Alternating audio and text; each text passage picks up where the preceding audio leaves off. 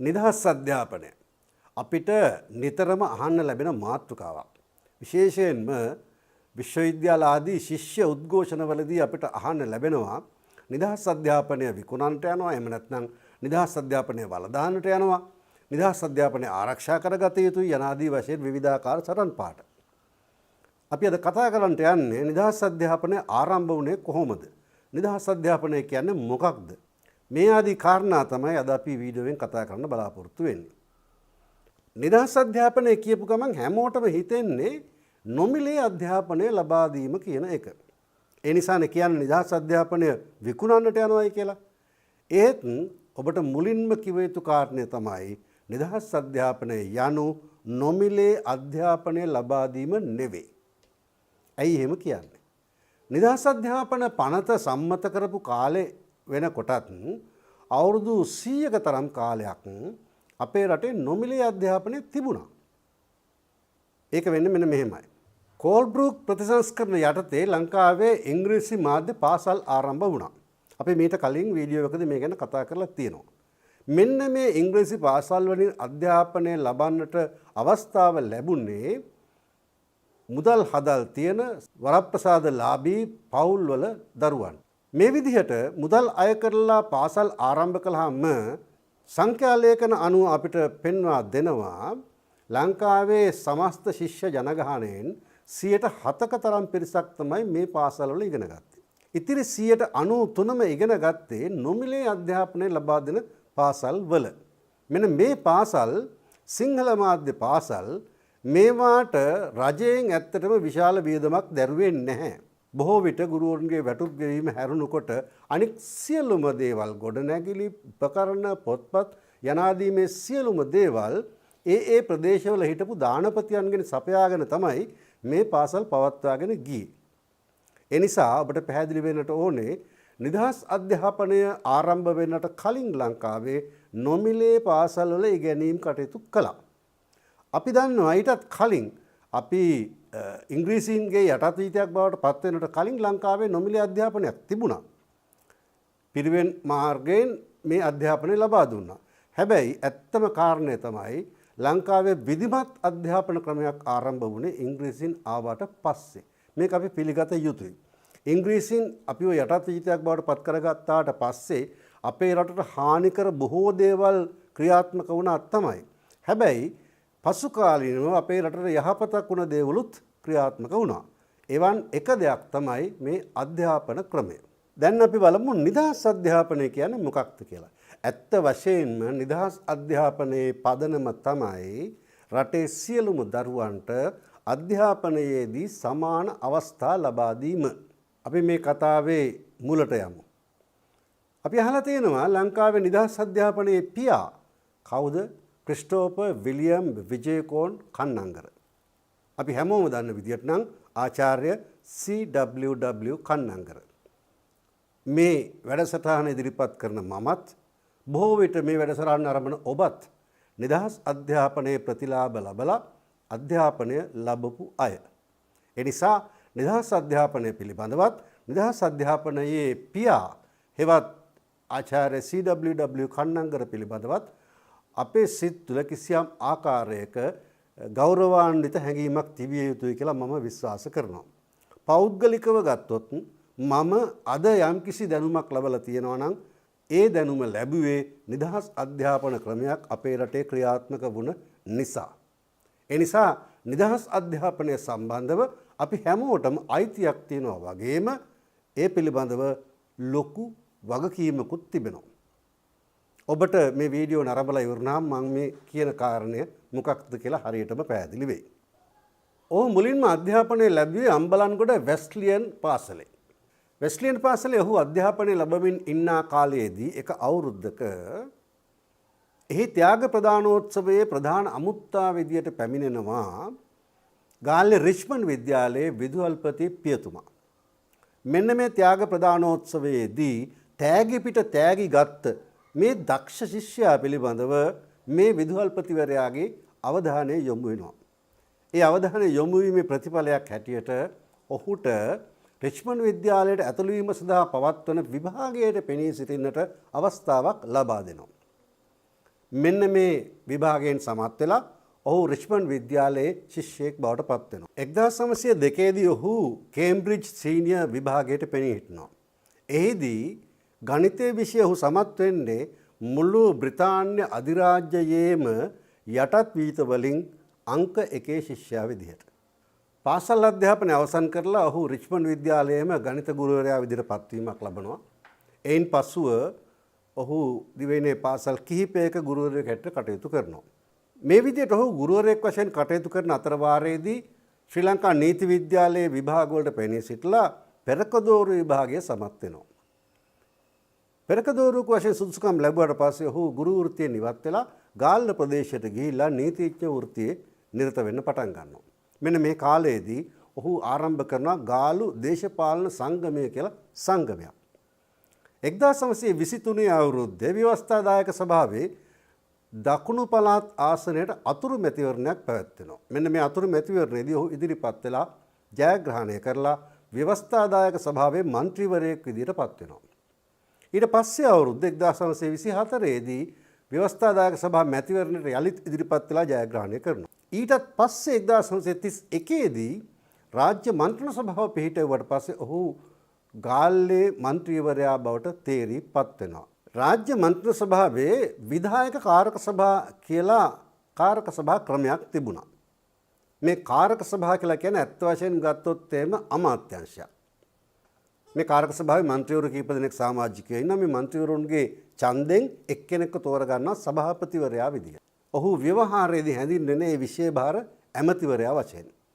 මෙන්න මේ විදිහට රාජ්‍ය මන්ත්‍රණ සභාවේ අධ්‍යාපන විධායක කාරක සභාවේ සභාපතිවරයා බවට CWW කන්නංගර පත් වෙනවා. මෙන්න මේ පත්වීමත් සමග තමයි අපි මේ කතා කරන නිදහස් අධ්‍යාපන මාතෘකාව. ඔහු තමයි ලංකාවේ ජාතික ඇඳුමකින් සැරසිලා ආපු පළමුවෙනි ඇමතිවරයා. 1931 සිට 1936 දක්වා වූ පළමු දුර කාලය තුලදී ඔහු අධ්‍යාපනය පිළිබඳව විවිධ හැදෑරීම් කරනවා. ලෝකයේ අධ්‍යාපන ක්‍රම පිළිබඳව ඔහු ඉගෙන ගන්නවා. විශේෂයෙන්ම බ්‍රිතාන්‍යයේ පැවතුණු අධ්‍යාපන ක්‍රමය පිළිබඳව ඔහු බොහෝ තොරතුරු සොයා බලනවා. එනිසා ඔහුට අදහසක් ඇති වෙනවා ලංකාවේ අධ්‍යාපන ක්‍රමයක් මෙන්න මෙවැනි විධිමත් අධ්‍යාපන ක්‍රමයක් බවට පත්විය යුතුයි කියලා. ඒත් එක්කම ඔහුගේ මූලික අදහසක් තිබෙනවා මේ අධ්‍යාපනය නොමිලේ ලැබෙන සහ හැම දරුවාටම සමාන අවස්ථාවන් ලැබෙන අධ්‍යාපනයක් විය යුතුයි කියලා. මෙන්න මේ ආකල්පය පෙරදරි කරගෙන ඔහු නිදහස් අධ්‍යාපනයක් සඳහා වූ පනතක් කෙටුම්පත් කරන්නට පටන් ගන්නවා. 1936 අවුරුද්දේදී රාජ්‍ය මන්ත්‍රී සභාවේ දෙවෙනි මැතිවරණය පැවැත්වෙනවා. මේ මැතිවරණයේදීත් ඔහු නැවත වතාවක් තේරීපත් වෙනවා. එවරත් ඔහු අධ්‍යාපන ඇමතිවරයා බවට පත් වෙනවා. 1939 අවුරුද්දේ ඔහු නිදහස් අධ්‍යාපන ආඥා පනත රාජ්‍ය මන්ත්‍රී සභාවට ඉදිරිපත් කරනවා. ඒ පනත මගින් ඔහු නිදහස් අධ්‍යාපනය සඳහා වූ මූලික යෝජනා සමූහයක් ඉදිරිපත් කරනවා. මේ තමයි ඒ යෝජනා. ලදරු පාසලේ සිට විශ්වවිද්‍යාලය දක්වා සියලු දරුවන්ට නොමිලේ හොඳ අධ්‍යාපනයක් ලබා දීම. ඉංග්‍රීසි වෙනුවට ජාතික භාෂා අධ්‍යාපන මාධ්‍යය බවට පත් කිරීම. පාසල් පද්ධතිය රජයට පවරා ගැනීම. සෑම දරුවෙකුටම තම මව්පියන්ගේ ආගම ඉගැන්වීම. ආධාර ලබන පාසල්වල ගුරුවරුන් පාසල් කළමනාකරුවන්ගේ ග්‍රහණයෙන් මුදා ගැනීම. වැඩිහිටි අධ්‍යාපනය සඳහා ප්‍රමාණවත් පහසුකම් සැලසීම. ඇයි CWW කන්නංගරට නිදහස් අධ්‍යාපන වැඩපිළිවෙලක් ක්‍රියාත්මක කරන්නට ඕනෑ වෙන්නේ? ඒකට ප්‍රධාන වශයෙන් කාරණා 4ක් බලපෑවා. පළවෙනි කාරණය තමයි ඉංග්‍රීසි භාෂා මිෂනාරි පාසල් වලට ලැබී තිබුණු ඉහළ වරප්‍රසාද. දෙවෙනි කාරණය තමයි මේ මිෂනාරි පාසල් සහ අනික් පාසල් අතරේ තිබුණු විශාල පරතරය. තුන්වෙනි කාරණය තමයි මේ මිෂනාරි පාසල් ඔස්සේ බ්‍රිතාන්‍ය සම්ප්‍රදාය ලංකාව පුරා ව්‍යාප්ත වෙනට පටන් ගැනීම. අවසාන කාරණය තමයි මේ මිෂනාරි පාසල්වල බොහෝ විට ඉගැන්වුවේ කලා විෂයන්. ඊට හේතුව තමයි ඊටම අඩු වියදමකින් කලා විෂයන් උගන්වන්නට පුළුවන්කම තිබීම. ඒ නිසා ඔවුන් විද්‍යාව සහ තාක්ෂණය කෙරෙහි ඊටම අඩු සැලකිල්ලක් දැක්වේ. එසා කන්නංගර කල්පනා කළා අනාගතයේදී ලංකාවට අවශ්‍ය වෙන උගත් දරුවන් නිර්මාණය කරන්නට නම් සමස්ත පාසල් පද්ධතිය තුළ මේ අධ්‍යාපන රටාවේ පූර්ණ වෙනසක් ඇති කළ යුතුයි කියලා. ඒ අනුව තමයි ඔහු මේ නිදහස් අධ්‍යාපනය වෙනුවෙන් මේ තරම් දැඩි ලෙස කැපවීමෙන් පෙනී සිටින්නේ. එහෙත් ඔහුගේ මේ වැඩ පිළිවෙලට විරුද්ධ වූ පාර්ශ්ව දෙකක් හිටියා. එයින් එක පාර්ශ්වයක් තමයි මම අර කලින් සඳහන් කළපු මිෂනාරි පාසල් පවත්වාගෙන ගිය පාසල් කළමනාකරන මණ්ඩල සහ කතෝලික සභාව. අනික් පාර්ශ්වය තමයි රාජ්‍ය මන්ත්‍රී සභාවේ හිටපු ඩී.එස්. සේනානායක ඇතුළු කණ්ඩායම. එහෙත් කන්නංගර මේ කිසිවකින් නොසැලී දිගින් දිගටම නිදහස් අධ්‍යාපනය වෙනුවෙන් තරයේම කටයුතු කරමින් පෙනී සිටිමින් හිටියා. මේකේ ප්‍රතිඵලයක් හැටියට අවසානයේ රාජ්‍ය මන්ත්‍රී සභාවට සිද්ධ වෙනවා අධ්‍යාපනය පිළිබඳ විශේෂ කාරක සභාවක් පත් කරන්නට. මේ කාරක සභාවේ සභාපතිවරයා වුණේ අධ්‍යාපන ඇමති C.W.W. කන්නංගර. මෙන්න ඒ කාරක සභාවේ හිටපු සමාජිකයෝ 23 දෙනා. අධ්‍යාපන ඇමති C.W.W. කන්නංගර සභාපති. L. MacD. රොබින්සන් අධ්‍යාපන අධ්‍යක්ෂ. H.S. පෙරේරා වැඩබලන අධ්‍යාපන අධ්‍යක්ෂ. E.L. බ්‍රැඩ්බි රාජකීය විද්‍යාලයේ හිටපු විදුහල්පති. M.J. ලෙනොක් පියතුමා ශාන්ත ජෝසප් විද්‍යාලයේ හිටපු විදුහල්පති. පීද S. කුලරත්න ආනන්ද විද්‍යාලයේ හිටපු විදුහල්පති. S. ශිවපද සුන්දරම් වික්ටෝරියා විදුහලේ හිටපු විදුහල්පති. R.W. ස්ටොෆොඩ් පියතුමා මහනුවර ට්‍රිනිටි විද්‍යාලයේ හිටපු විදුහල්පතිවරයා. S. නඩේසන් ත්‍රිකුණාමලය ශ්‍රී පරමේශ්වර විද්‍යාලයේ හිටපු විදුහල්පති. ටී.බී. ජය මරදාන සහිරා විද්‍යාලයේ හිටපු විදුහල්පති.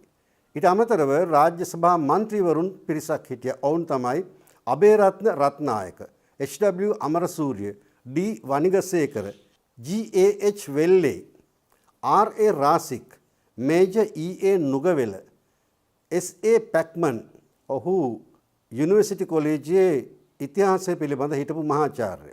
ලංකා විශ්වවිද්‍යාලයේ පාලි සහ සිංහල භාෂාව පිළිබඳ මහාචාර්ය ආචාර්ය ගුණපාල මල්ලසේකර. G.K.W. පෙරේරා රාජනීතිඥ N. නඩරාජා, R.S. ද සේරම් පියතුමා ශාන්ත තෝමස් විද්‍යාලයේ හිටපු වෝඩ්න්වරයා. J.C. අමරසිංහම් විදුහල්පති සින්නතම්බි අභ්‍යාස විද්‍යාලය. ආචාර්ය අයිවර් ජෙනින්ග්ස් උපකුලපති ලංකා විශ්වවිද්‍යාලය.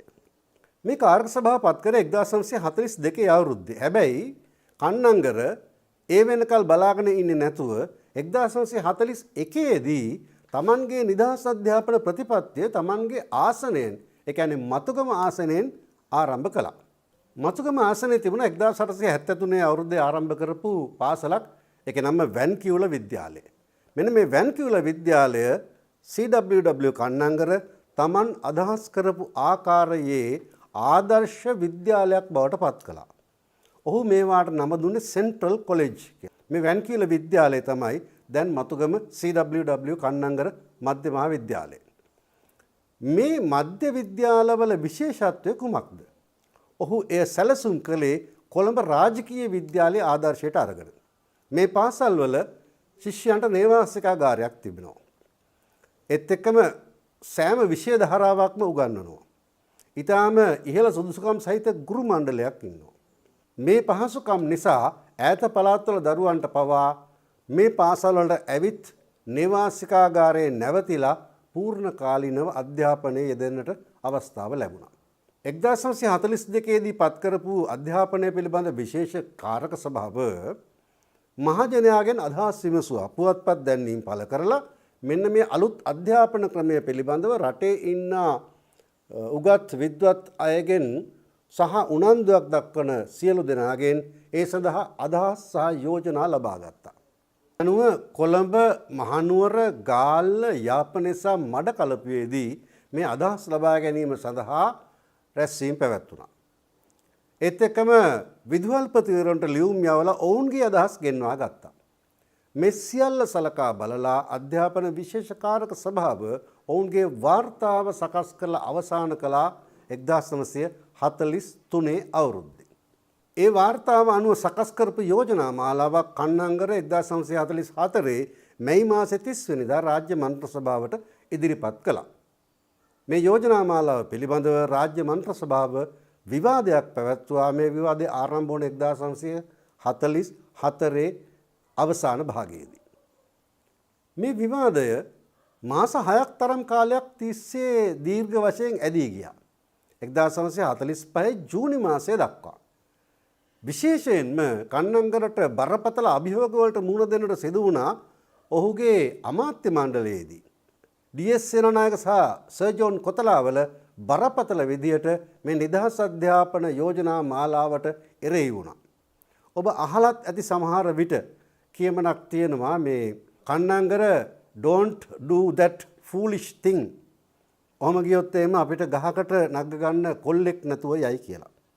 මෙන්න මේක ඩී.එස්. සේනානායක කිව්වයි කියලා තමයි කියන්නේ. හැබැයි ඒ පිළිබඳව සටහනක් කිසිම තැනක දක්නට ලැබුණේ නම් නැහැ. කෙසේ හෝ වේවා මෙන්න මේ යෝජනා මාලාව සම්බන්ධව D.S.. Senanayake sir John Kotelawala සහ තව සුළු පිරිසක් විරුද්ධ වුණත් රාජ්‍ය මන්ත්‍ර සභාවේ හිටපු මන්ත්‍රීවරුන්ගෙන් බහුතරයක් කන්නංගරට සහයෝගය සඳහා ඉදිරිපත් වුණා. සහයෝගය සඳහා ඉදිරිපත් වුණ ප්‍රධාන චරිත තමයි SWRD බණ්ඩාරනායක, ජෝර්ජ් ඊ.ද සිල්වා, යාපනයේ මන්ත්‍රී අරුණාචලම් මහාදේව, ඩඩ්ලි සේනානායක සහ ජේ.ආර්. ජයවර්ධන. මෙන්න මේ අයගේ සහයෝගය ලැබුණා. සමස්තයක් ලෙස රාජ්‍ය මන්ත්‍ර සභා මන්ත්‍රීවරුන්ගේ ලොකු ප්‍රසාදයක් ලැබුණා කන්නංගරගේ මේ යෝජනා මාලාවට. මේ විවාදයේදී කන්නංගර පැය 6මාරක දීර්ඝ කතාවක් කළා. කන්නංගර තමන්ගේ ඒ දීර්ඝ දේශනය අවසන් කළේ මෙන්න මේ විදියට. ගරු සභාපතිතුමනි, ගඩලින් හැදූ රෝමය මම කිරිගනුඩින් නිර්මාණය කළමි ඔගස්ටස් අධිරාජයා සාඩම්බරයෙන් පැවසීය. මිල වැඩිකොට තිබූ අධ්‍යාපනයේ මිල අඩු කළ බවත්, වසා තැබූ පොතක් පරිදි අපට දිස් වූ අධ්‍යාපනය විවෘත ලියවිල්ලක් බවට පත් කළ බවත්, ධනවත් අයට උරුමව තිබූ අධ්‍යාපනය දිලිඳු අයගේ උරුමයක් බවට පත් කළ බවත් රාජ්‍ය මන්ත්‍ර සභාවට සාඩම්බරයෙන් පැවසීමට හැකි වුවහොත් ඒ ආත්ම වර්ණනාව ඔගස්ටස් අධිරාජයාගේ ආත්ම වර්ණනාවට වඩා කොතරම් ශ්‍රේෂ්ඨද? කන්නංගරගේ මේ නිදහස් අධ්‍යාපන යෝජනා පිළිබඳ රාජ්‍ය මන්ත්‍ර සභා විවාදයට විශාල ප්‍රසිද්ධියක් ලැබිලා තිබුණා ඒ කාලේ. ඒ නිසා මේ විවාදේ නරඹන්නට රටේ වැදගත් මට්ටමේ විශාල පිරිසක් දිනපතා සහභාගී වුණා. ඒ හිටපු පිරිස අතරේ විශේෂ පුද්ගලයෙක් හිටියා. ඔහු තමයි ඉන්දියානු නියෝජිතයා හැටියට කටයුතු කරපු අධ්‍යාපන විශේෂඥ එම්.එස්. ආනි. කන්නංගරගේ කතාව ඉවරලා ඔහු එළියට ආවහම ආනි කන්නංගර ළඟට ඇවිල්ලා ඔහුව වැළඳගත්තා. වැළඳගෙන කිව්වා, අයියා ඔබ ඉන්දියාවේ ඉපදුනා නම් මිනිස්සු ඔබට දෙවි කෙනෙකුට වගේ සලකාවි කියලා. දැන් ඔබට හිතා ගන්න පුළුවන් නේද කන්නංගර කරපු කතාව සහ කන්නංගරේ යෝජනා පිළිබඳව කොයිතරම් සැලකිල්ලක් අවධානයක් ඒ කාලයේ තිබුණාද කියලා.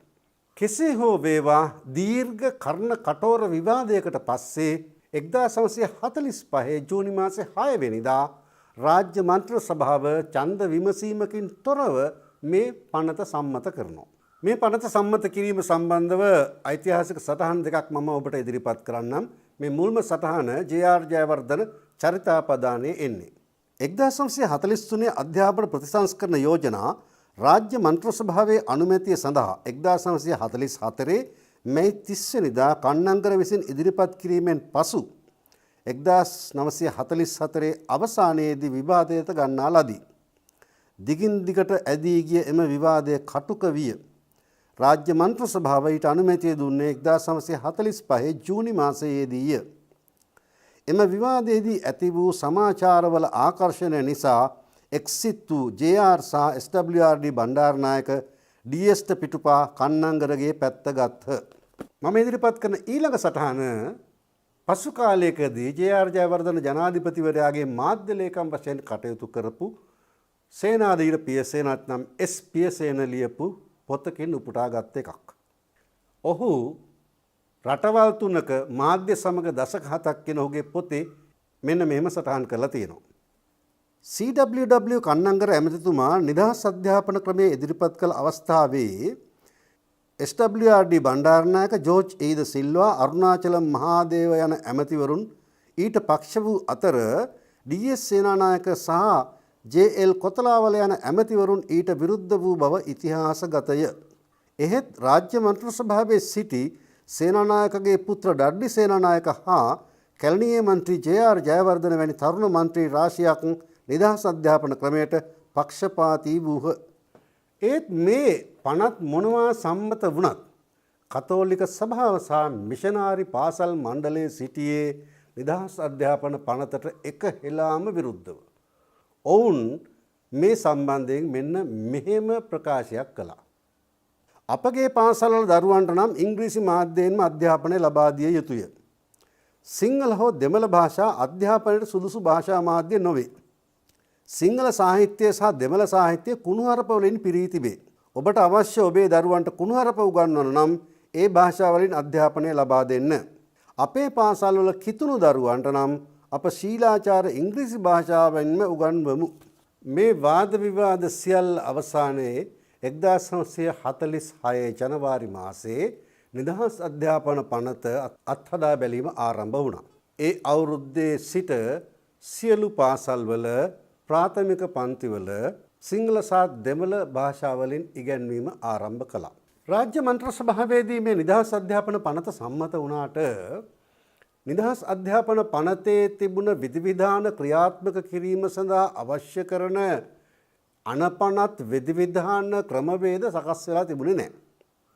ඒ නිසා කන්නංගරට ඊළඟට මුහුණ දෙන්නට සිදු වුණ අභියෝගය තමයි නිදහස් අධ්‍යාපන ක්‍රමය ක්‍රියාත්මක කිරීම සඳහා අවශ්‍ය කරන නීතිමය ප්‍රතිපාදන සකස් කර ගැනීම.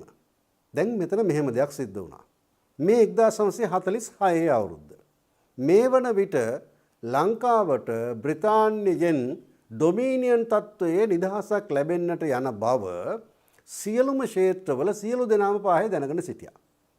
මේ නිසා කෙසේ හෝ වේවා ඩොමීනියන් තත්ත්වය ලබා දීමට පෙර සෝල්බරි ආණ්ඩු ක්‍රම ප්‍රතිසංස්කරණ යටතේ ලංකාවේ පළමුවෙනි මැතිවරණය පැවැත්වෙනට යන බවත් ඔවුන් සියලු දෙනා දැනගෙන සිටියා.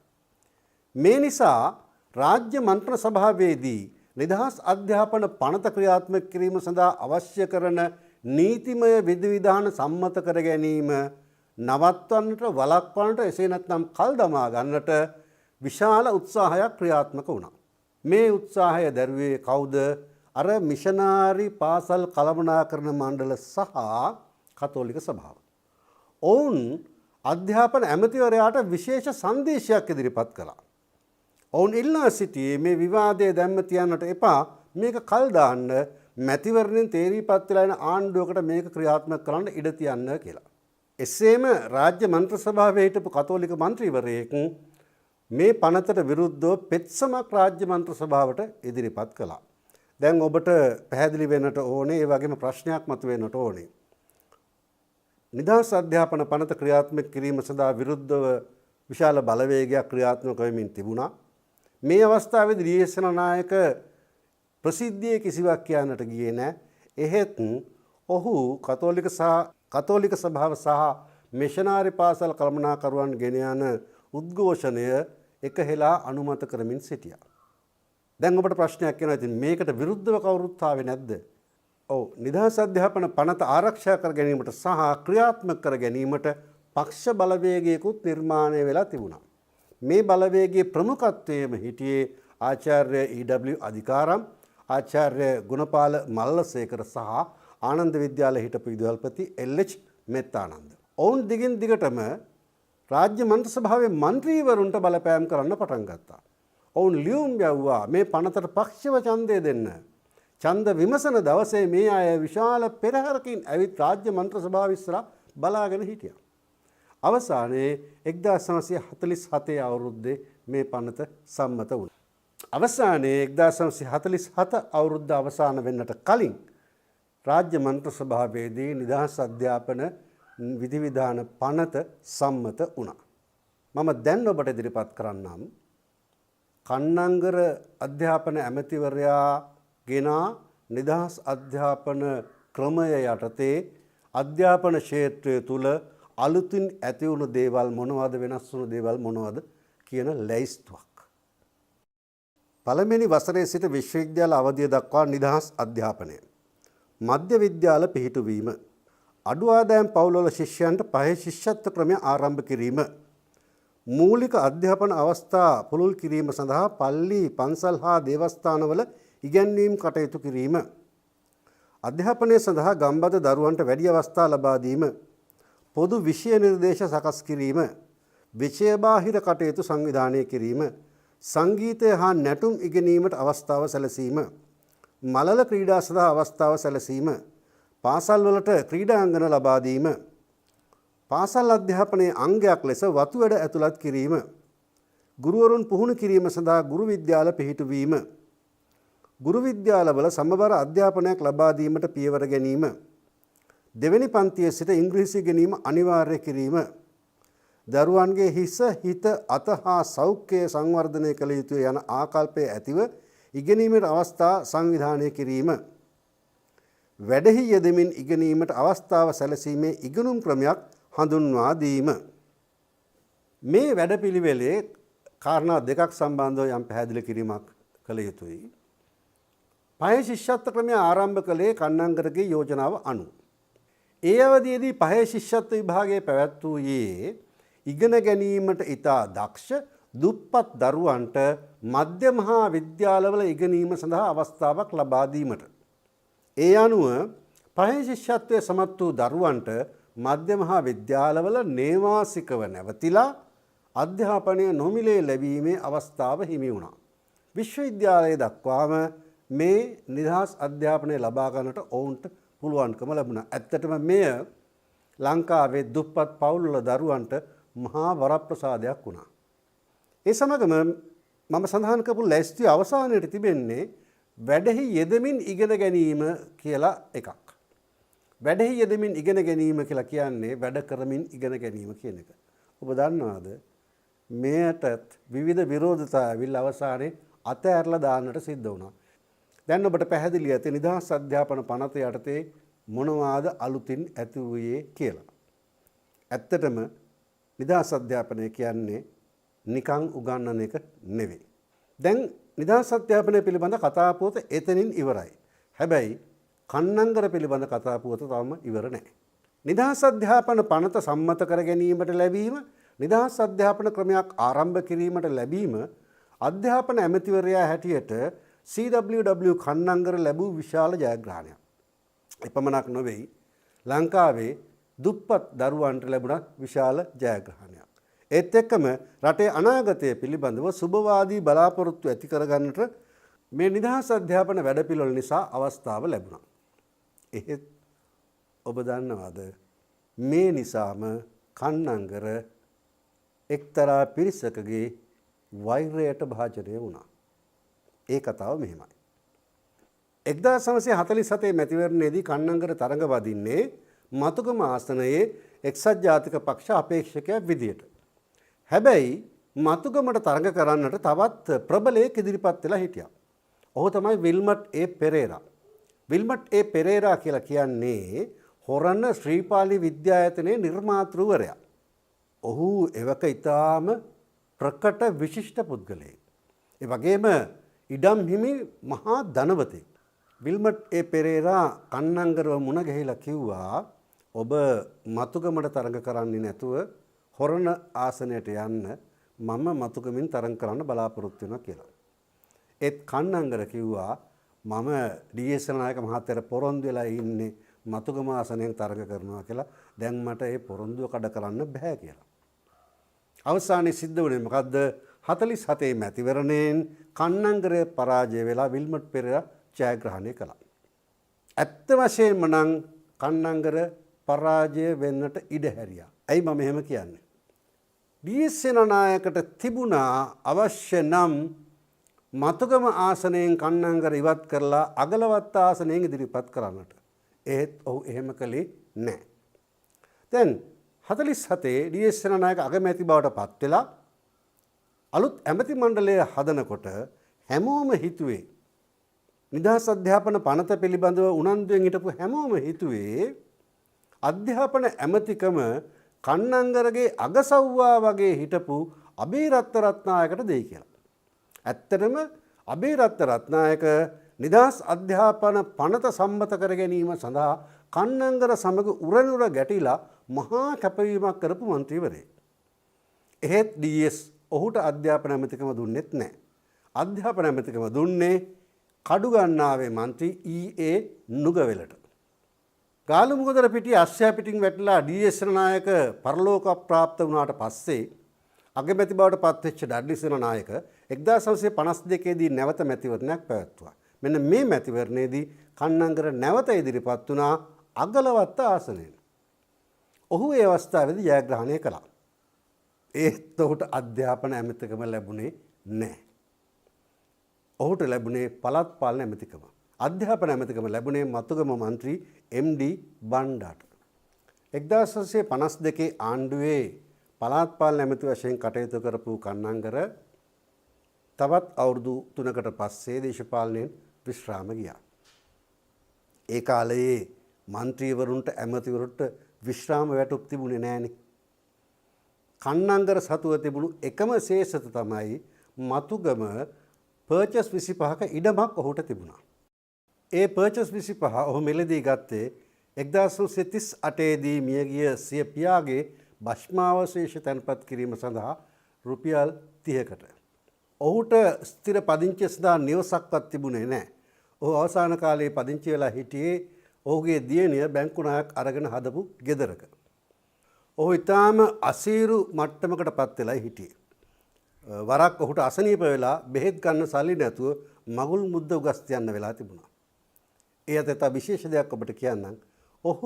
ඔහුගේ මිනිබිරිය විශාඛා විද්‍යාලයට දාගන්න විශාඛා විද්‍යාලයේ අනිකුත් මව්පියන් එක්ක ගිහිල්ලා පොලිමේ හිටගෙන හිටියා. 1961 දී ඔහුට බැරිම තැන ඔහු එවක හිටපු කතානායක RS පැල්පොලට මෙන්න මෙහෙම ලියුමක් ලිව්වා. රජයේ ඉහළම රාජ්‍ය සභාවල සියවස් කාලකටත් වැඩි කාලයක් සේවය කිරීමෙන් පසුව මා දැනටපත් වී තිබෙන අසරණ තත්ත්වය නිසා හදිසි මූල්‍යමය ආධාරයක් අපේක්ෂාවෙන් මෙම ඉල්ලීම ඔබතුමා වෙත ඉදිරිපත් කරන බව ගෞරවාන්විතව දන්වා සිටිමි. ආයෝජන වලින්, නිවාස වලින්, ඉඩකඩම් වලින් හෝ වෙනත් ප්‍රභවයන්ගෙන් මට කිසිදු පෞද්ගලික ආදායමක් නොලැබෙන බැවින් මා වසර ගණනාවකම යැපුණේ මගේ මිත්‍රයන්ගෙන් ලැබුණු පරිත්‍යාග වලිනි. මගේ සෞඛ්‍යය රැක ගැනීම සඳහා කළ යුතු අත්‍යවශ්‍ය වියදම් වෙනුවෙන් ගෙවිය යුතු බිල්පත් දිනපතා ගොඩ ගැසෙමින් පවතී. මිත්‍රයන්ගෙන් හා නෑදෑයන්ගෙන් සහනාධාර යැදීම සියවසකින් 3/1 තරම් වූ කාලයක් තිස්සේ රජයේ ඇමති තනතුරක් දැරූ මා වැන්නකුට කිසිසේත්ම තරම් නොවන බවට ඔබතුමාද එකග වනු ඇත යනු මගේ විශ්වාසයයි. රජයේ ෂණික සහනයක් අපේක්ෂාවෙන් මගේ මේ ආයාචනය ඔබතුමා වෙත ඉදිරිපත් කරන්නේ අද මා මුහුණ පා සිටින අවාසනාවන්ත තත්ත්වය නිසාය. එසේම සියවස් කාලකට වැඩි කාලයක් තිස්සේ මගෙන් කිසියම් ගෞරවයකට හා පිළිගැනීමකට ලක් වූ සේවයක් ඉටු වී ඇති බවටද මා අදහස් කරන නිසාය. නිදහස් අධ්‍යාපනයේ පියා ජීවිතයේ අවසාන කාලෙදී පින්පඩියක් ඉල්ලලා කතානායකට ඒ ලියුම ලිව්වේ. මේ ලියුම ලැබුණාට පස්සේ වහාම ක්‍රියාත්මක වුණු ඒ වන විට සිටි අගමැතිනි සිරිමා බණ්ඩාරනායක රුපියල් දසදහසක මුදලක් ඔහුට ලබා දීලා තියෙනවා. ඒ හැර මාසයකට රුපියල් 500ක දීමනාවක් ඔහුට ලබා දෙන්නට පාර්ලිමේන්තුව තීරණය කරලා තියෙනවා. මෙසේ දුෂ්කර ජීවිතයක් ගත කරපු CWW කන්නංගර 1969 අවුරුද්දේ නැවත වරක් අසනීප වෙලා කොළඹ මහරෝහලට ඇතුළත් කරනවා. නිදහස් අධ්‍යාපන වරප්‍රසාදය යටතේ බිහි වුණ වෛද්‍යවරුන්, හෙදියන්, සාත්තු සේවකයන් ඇතුළු මහා සෙනගක් මැද කිසි කෙනෙක් නොදැන ඔහු රෝහලේ සාමාන්‍ය ඇඳක වැතිරලා හිටියා. මේ ඉන්නේ CWW කන්නංගර කියලා කිසිම කෙනෙක් අඳුරගෙන නැහැ. අවසානයේ ඔහු මේ සාමාන්‍ය ඇඳ මතම මිය ගියා. ඔහු මිය ගියාට පස්සේ ඔහුගේ කණ්ණාඩි කුට්ටමයි සෙරප්පු දෙකයි කවුරු හරි හොරකම් කරලා තිබුණා.